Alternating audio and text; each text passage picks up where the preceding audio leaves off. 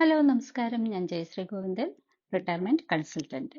ഇന്ന് ഞാൻ സംസാരിക്കുന്ന ഒരു ചൈൽഡ് ഫ്യൂച്ചർ പ്ലാനിങ്ങിനെ കുറിച്ച് ചിന്തിക്കുമ്പോൾ വരുന്ന 3 ഫേസസ് ആണ്. അതായത് നമ്മളൊരു ചൈൽഡ് പ്ലാനിങ്ങിന് വേണ്ടിയിട്ട് അല്ലെങ്കിൽ ചൈൽഡ് ഫ്യൂച്ചർ പ്ലാനിങ്ങിന് വേണ്ടിയിട്ട് തയ്യാറാകുമ്പോൾ 3 ഫേസസ് 3 സ്റ്റേജസ് ആണ് നമുക്കുണ്ടാവുന്നത്. അതെന്താണെന്നാണ് നമ്മൾ ഇന്ന് മനസ്സിലാക്കുന്നത്.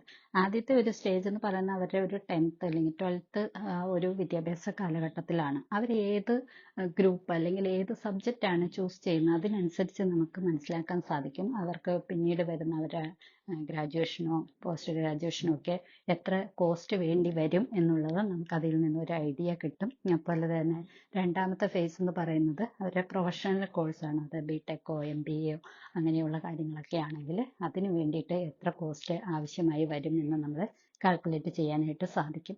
ഇപ്പം നമ്മൾ നോക്കിയാൽ അറിയാം MBAക്കൊക്കെ മിനിമം ഇപ്പം പോലും ഒരു 6 ലക്ഷം രൂപയൊക്കെ വേണ്ടി വരുന്നുണ്ട്.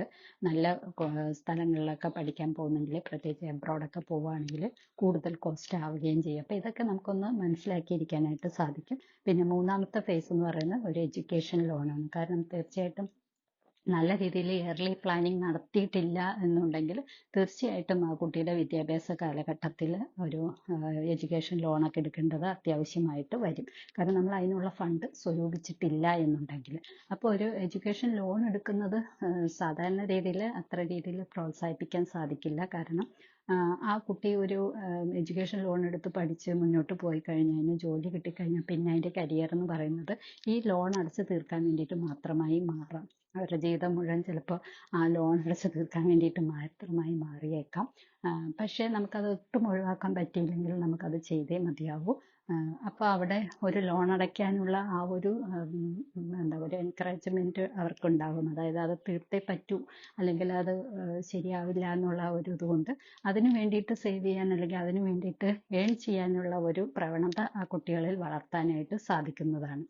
അപ്പോൾ ആ ഒരു കാര്യത്തിൽ അത് നല്ലൊരു ഗുണമായി മാറും. പക്ഷേ അതിനെ അത്രയധികം പ്രോത്സാഹിപ്പിക്കാനായിട്ട് പറ്റില്ല. അപ്പം അതുകൊണ്ട് നമ്മൾ വളരെ ഏർലി തന്നെ കുട്ടി ജനിക്കുമ്പോൾ തന്നെ അതിൻ്റെ വിദ്യാഭ്യാസത്തിന് വേണ്ട പ്ലാൻ നമ്മൾ റെഡിയാക്കുക, അതിനുവേണ്ടി സേവ് ചെയ്ത് തുടങ്ങുക എന്നുള്ളതാണ് ഇതിൻ്റെ ഏക പോംവഴി. ഇനി അപ്പോഴും പറ്റിയിട്ടില്ലെങ്കിൽ മിനിമം ഒരു 10 വയസ്സിന് മുന്നേ എങ്കിലും ചെയ്യാനായിട്ട് ശ്രമിക്കുക. അല്ല എന്നുണ്ടെങ്കിൽ നമ്മൾ പിന്നീട് സേവ് ചെയ്യാൻ തുടങ്ങുമ്പോൾ കൂടുതൽ എമൗണ്ട് നമ്മൾ സേവ് ചെയ്യാനായിട്ട് തുടങ്ങേണ്ടി വരും. ഇതെല്ലാം നമ്മളൊന്ന് കൺസിഡർ ചെയ്തിട്ട് വേണം ഒരു ചൈൽഡ് ഫ്യൂച്ചർ പ്ലാൻ നമ്മൾ റെഡിയാക്കാനായിട്ട്. അപ്പോൾ ഈ ഒരു എപ്പിസോഡ് നിങ്ങൾക്ക് പ്രയോജനകരമാവുന്നുവെങ്കിൽ കൂടുതൽ വിവരങ്ങൾക്ക് വേണ്ടിയിട്ട് ഞങ്ങളെ ഫോളോ ചെയ്യുക, ലൈക്ക് ചെയ്യുക, കമൻറ്റ് ചെയ്യുക. അതുപോലെ തന്നെ അടുത്തൊരു വീഡിയോയിൽ കാണും വരെ ടേക്ക് കെയർ, ബൈ.